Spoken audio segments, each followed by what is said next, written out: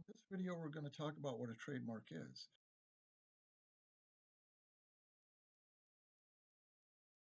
A trademark is basically the name of your brand, and it identifies the source of your product or service as coming from you. Many brands are familiar to us in our everyday lives. For example, McDonald's is a brand everybody's familiar with, and when you go to McDonald's to buy a cheeseburger, you basically know what type of cheeseburger you're going to get if you've been there before, and you expect a certain level of quality and a certain level of service.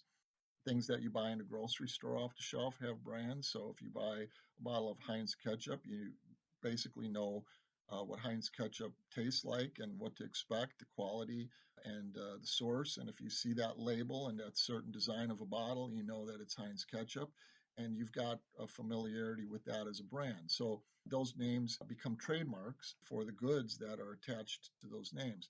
Now, the term trademark is usually the term used for the brand of goods. There's also a parallel mark called a service mark. A service mark is uh, it's still essentially the same purpose as a trademark, but it's tied to a service that you provide. So, example, a certified public accountant may provide their accounting services under a service mark, and somebody that's selling a product will sell that product under a brand name that's a trademark. So the USPTO registers trademarks and service marks that are used in commerce nationally or internationally.